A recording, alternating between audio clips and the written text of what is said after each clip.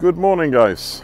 It's a late summer's morning and today we're going out zander fishing. We're gonna fish with soft lures, casting for zander, the simplest way to fish and one of the most enjoyable ways to fish for zander. Tag along.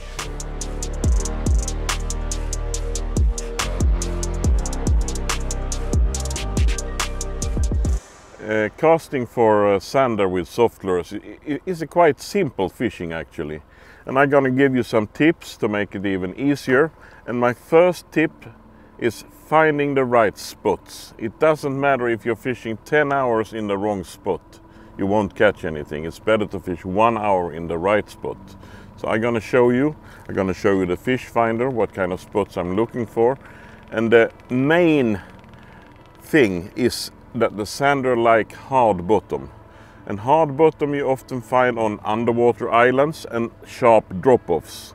That's where you find the hard bottom in a lake, because the mud and the sediments cannot be laying on the drop-offs because they are too sharp. So the sediment normally stays in the deep flat areas, so the drop-offs and the top of the islands is normally hard bottom. That's where you find the zander. Right now I'm going to a waypoint I have with the drop-off, and we're gonna see if I can locate some zander. The only thing I'm using is the normal 2D fish finder and my map. So it's very simple. You don't need any live technology to do this fishing. It's simple, it's easy, it's fun. Here is the drop-off. Now we are on the top of this underwater island, and you see it's quite hard bottom. It's sharp yellow color and a thin bottom line. So I'm looking for these drop-offs, and right now I'm on the top, going over it. It's going down again. We're gonna see if there's any fish here. The depth you find the zander on is normally depending on the conditions. If you have a day with a hard wind that makes the water murky, you can normally find them on the wind side and quite shallow, like 4, 5, 6 meters. And if you have a day like this, it's flat calm, they might be deeper, maybe 6, 7, 8 meters. So it's always a good idea to check what depth you see the zander, because you will find them most of the time on the same depth in the whole lake. If you have, all depending on the conditions of the day you're fishing. Tip number 2, use the right equipment. Today I'm gonna use W6 finesse shad rod. It's classified 10 to 28 grams, 7'4". It's a rod with a quite fast top action, and I'm using a size 3000 twin power reel, Shimano, with 0.12 millimeter W10 braid.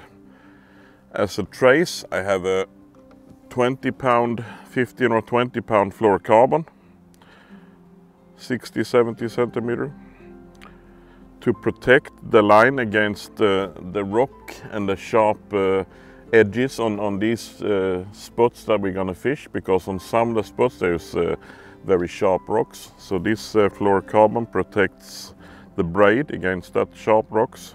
So it's quite simple equipment. A fast rod with some backbone is important to set the hooks. They are very hard in the mouth, so a quite fast rod is absolutely my recommendation. For this light fishing, it's no monster, no record size zander we're gonna catch today. I think the light one is perfect. You also find this rod in the W4 series. So let's start fishing and see if we can find any active zander.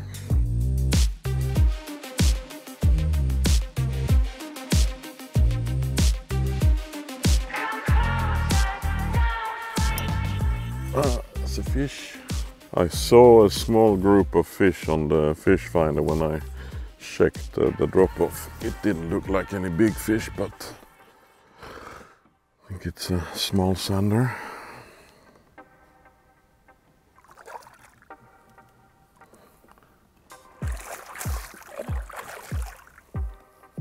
There it is.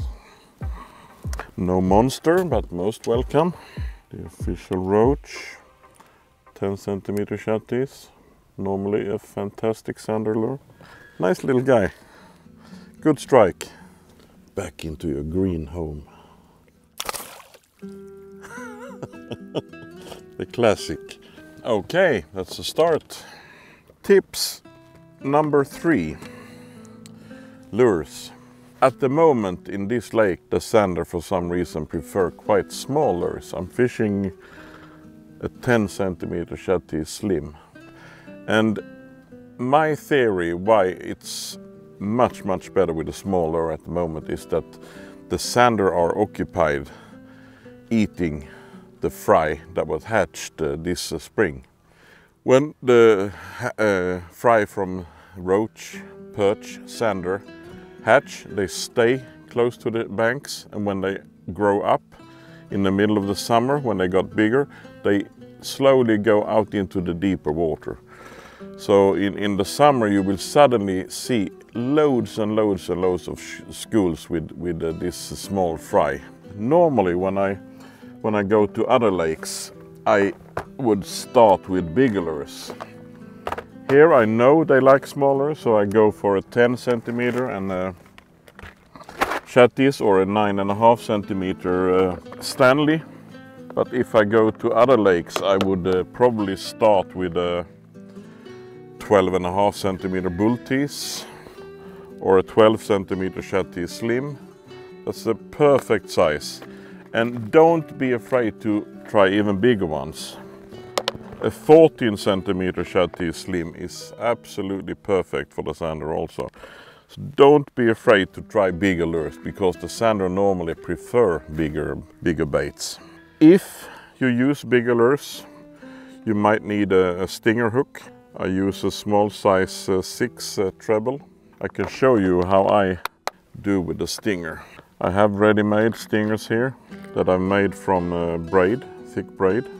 As you can see, there is a loop. So I just loop them onto the eye of the jig head. I make a small loop, put it on top of the jig head, tighten it, and put the stinger there. If you have problem with the bottom, if it's really bad bottom, you can put the stinger on the top of the lure instead, so you don't get stuck so much.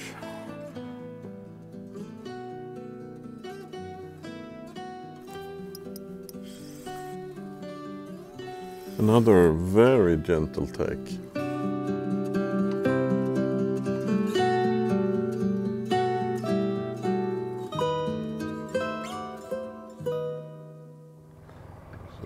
Fish, I'm gonna drop this one again. And let's see. When I find a small group of fish, I like to put a marker buoy.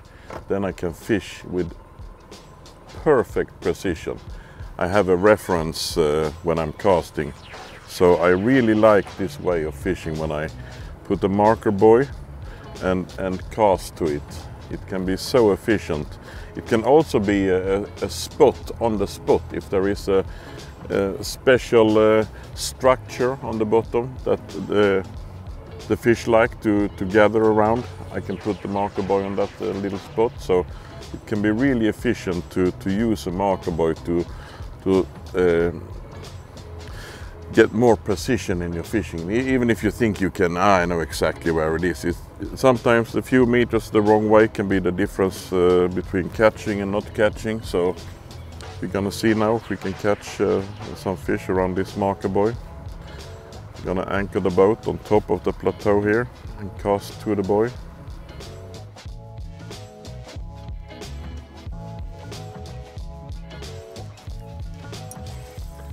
Another very gentle take. I saw a few fish on the fish finder, so I put the marker buoy. But they're not easy, they're tricky today. So far the bites has been really gentle.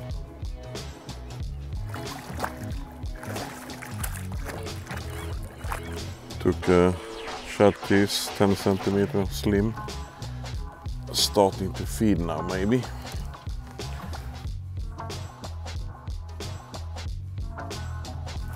Yes.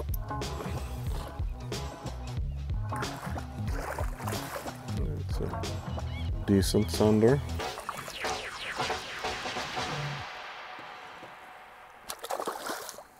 Another very important tips is to keep your hooks razor sharp when you're fishing for Zander.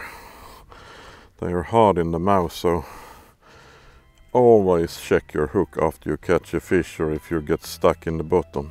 I always bring this hook file from Westin because it's so easy, just a little touch the hook point and it's sharp again.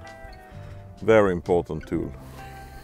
So far I have caught all the fish when I'm using a light jig head, a 10 gram jig head, so I get a slow fall, a slow drop.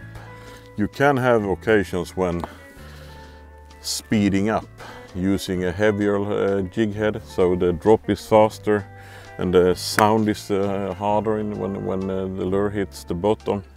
That can trigger them sometimes, but so far I've had all the bites and caught all the fish when I'm fishing really slow. Just take a few slow turns and then a slow drop with a light jig head. But don't be afraid to try to fish your lure faster and with a heavier jig head if the fishing is slow. You have to experiment and see what they react to, but so far I stay with the slow.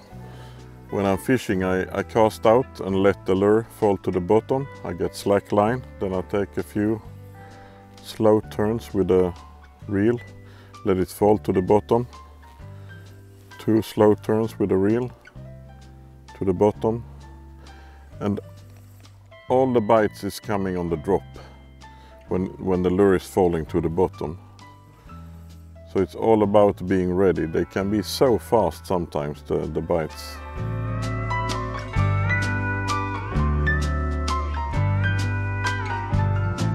The fishing has been quite slow today. We can see there's fish on the fish finder, but they bite really gentle, and I've lost several fish. So another tips, if the fishing is like this, is to try drop shot.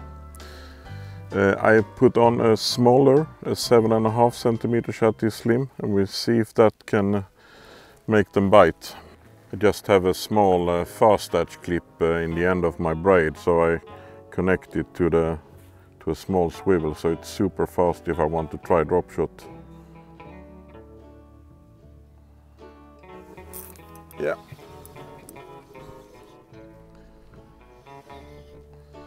Seems like drop shot is the solution to this tricky Zander today. It's fun. The bites have been hard on drop shot, and this light rod, it's really crazy fights on it. Chatty is hollow. Well hooked also. Perfect. It collapses so easy, so it's perfect when they are tricky. It's easier to hook the fish when they are tricky. Put him back.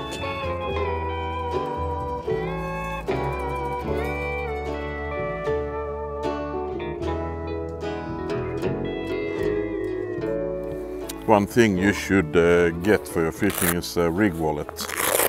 I have my rig wallet and I stored all the small things, wire traces, rigs for Texas, Carolina, different size hooks, ready-made drop shot rigs. It's so much easier when you're out on the water to just grab a ready-made rig and start fishing than sitting in the boat making new rigs and stuff. So this is so handy, and then I keep all the small stuff, bags with hooks, swivels, things like that. So this is really nice to have with you in the boat. The rig wallet from Westin, super.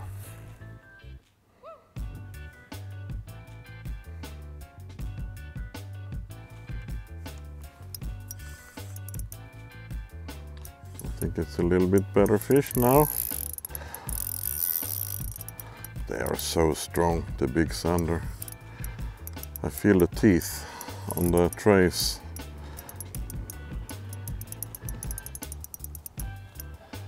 They are bloody strong, the big Zander.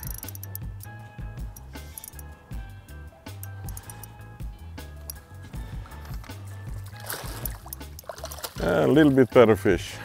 I changed to Stanley the stickleback. First fish on Stanley. One thing to think about when you're fishing for sander. If you want to weigh them or measure them, make sure to have everything ready in the boat, because they need to be handled very fast. They are sensitive. Of course, the best is to put them back immediately, like I'm gonna do now.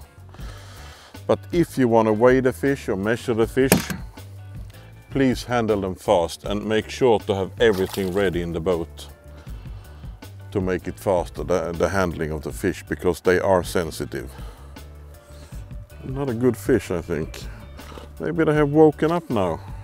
Stanley the stickleback is doing the trick.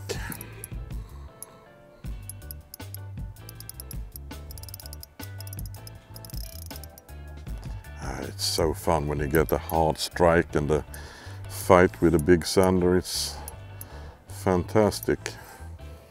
No monster, but it's a good fish.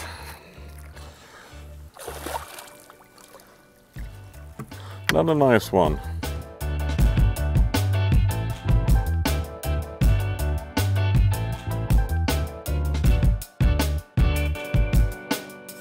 When I'm casting with softlures, I always try to have my eyes on the line and on the rod tip.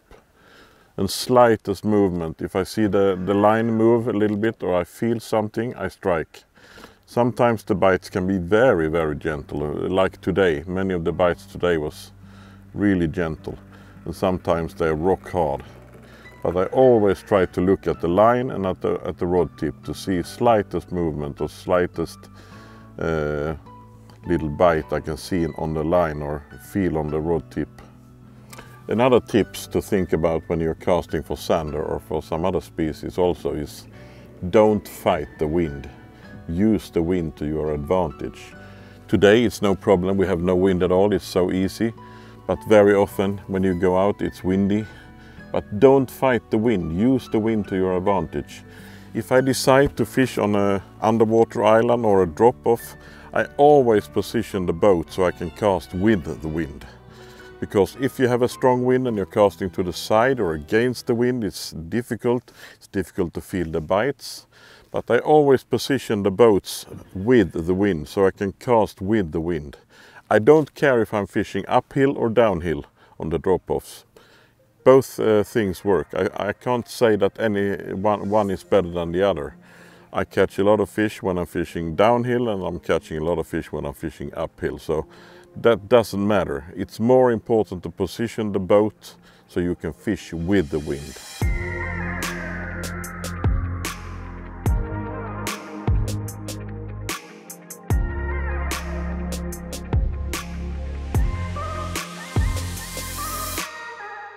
What a nice sander to end this day. It was a little bit tricky in the beginning. But now they've started to feed, that's for sure. The bigger fish has woken up. What a beautiful fish. I hope you liked the video. Please subscribe and like the video so we can produce more in the future. Thank you for watching.